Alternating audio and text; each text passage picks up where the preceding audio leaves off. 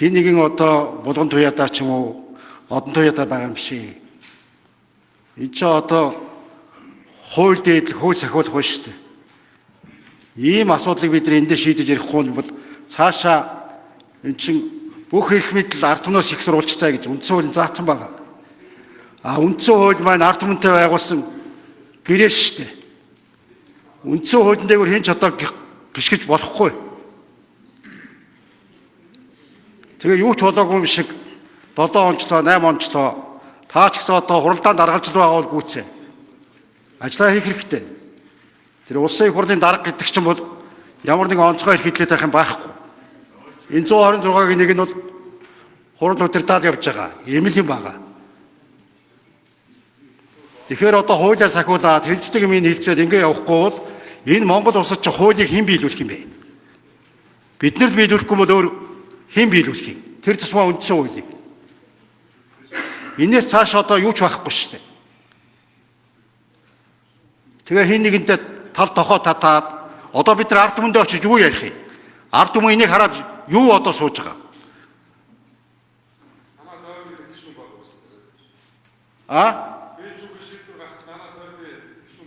Тэр ямар хамаатай юм? Тэр би яаж мэдтий? Эсвэл танаа Монгол ардын намд харахад болж тээ. Тийм байхгүй шүү. Хуулиа биелүүлье, хуулиа сахиа. Тэгэхгүй бол одоо бүх юм чи хуулийн дээгүүр гიშгдэг одоо хэн бэ?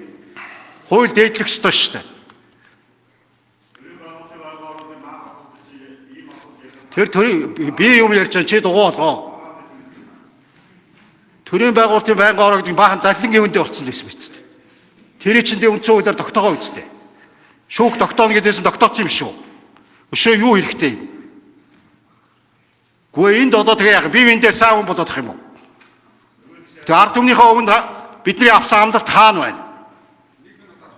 Ийм байхгүй.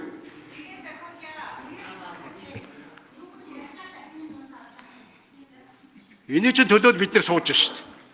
Тэгээ яаж байгаа хууль сахиулъя гэсэн ганц хоёр хүн цагаан хэрэг шиг бус нь хэдэн хар хэрэг хин хуулийн төлөө байгаа, хин одоо өргөсөн дагахтаа үнч байгаа.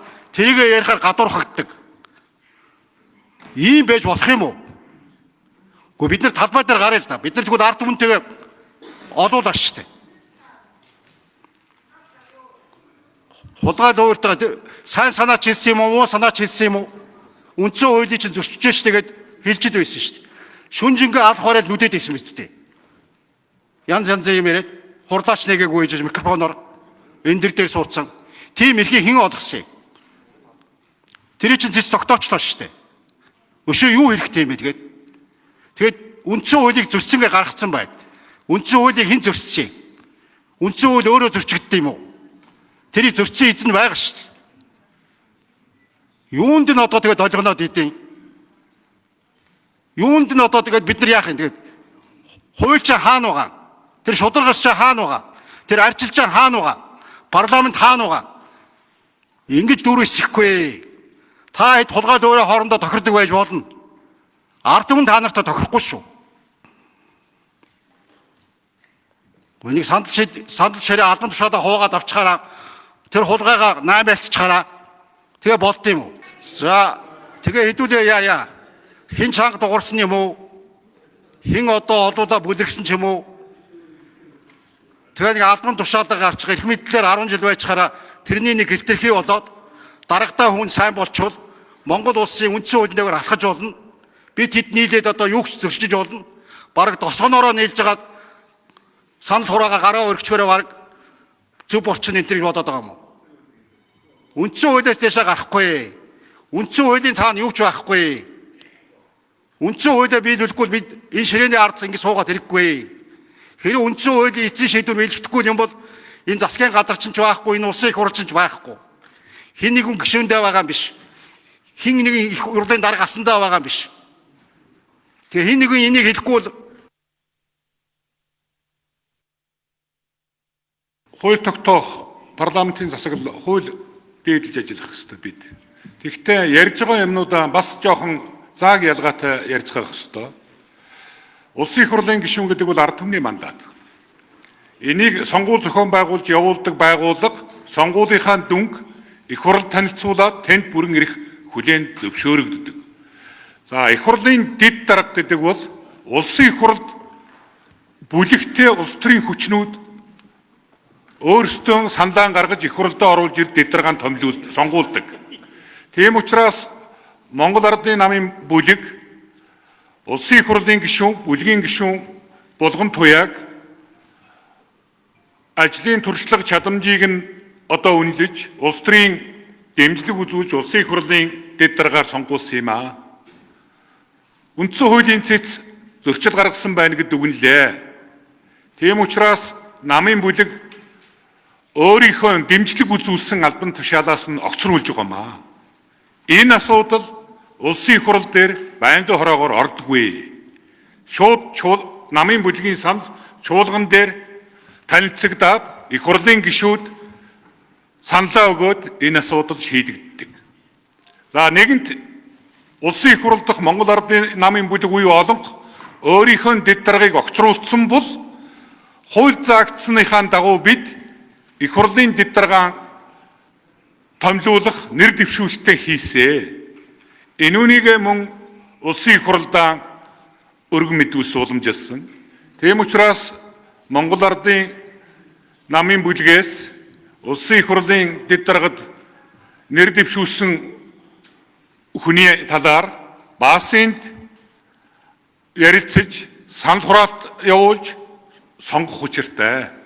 За наад яриад байгаа цэцгийн дүгнэлттэй холбоотой асуудлыг бол энэ их хурлын өөрийнх нь бүрийн эрхийн асуудлаа. Энд асуудлаа ярих ёстой. Тэрнээс намын бүлэг санал оруулах боломжгүй. Манай намын бүлэгт тийм эрх байхгүй.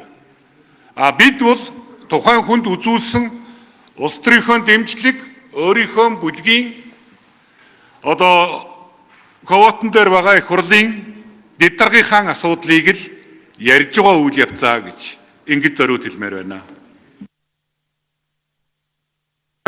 Би нэг зүйлийг хэлчихээ л да. Одоо ингээд та нарыг хүсэж байгаа зүйл бол дэд даргаа огцруулаад дэд даргаа томилоод тэгээд томилонгуудаа энэ дээр би уншаад танилцуулчих юм бол томилонгууд нөгөө булган туяагийн тэр нөгөө даргын үүрэг гүйцэтгэх тэр эрх чинь над дээр хүчрэх гэдэг байгаа байхгүй юу? Тийм учраас энэ чинь бүгдийг нэгэмсэн шийдэд өгье гэж шүү дээ. Өөрөөр хэлбэл үндсэн хуулийн цэцгийн дагуу булган туяа даргаыг огцруулах тухай асуудлыг хэлцчихье. Тэн дээрээ одоо тэр цэцгийн дүгнэлтийг улсын хурл зөвшөөрөхгүй бол альва нэг шийдвэр гарахгүй шүү дээ. Тэр булган туяагаа та нар аваад үлднөө энэ бол тэр их хурлын одоо байнгын оруулан чуулганы санал хураалтаар шийдэгдэнэ. Тэгэхээр одоо ингээд би энэ эхлээд одоо танаахан чинь ингээд юу сандаг очроо дарга болохоор зөв явуулъя гэдэг шүү дээ. Өөрөөр цэцгийн юуны дагуу одоо их хурлын даргаа огцруулах тухай асуудал. Тэгээд нөгөө нэг бүрийн эрхийг энээр бүлгийн их хурлын дэд даргаа сонгох тухай асуудал. Тэгээд бүрийн эрхийг шилжүүлэх тухай асуудлыг ингээ гурвангийн шийдэд явъя гэж шүү дээ. Энэний чинь дагуу хийчих ихтэй заавал унш танилцуул гэдэг ингээд хаа.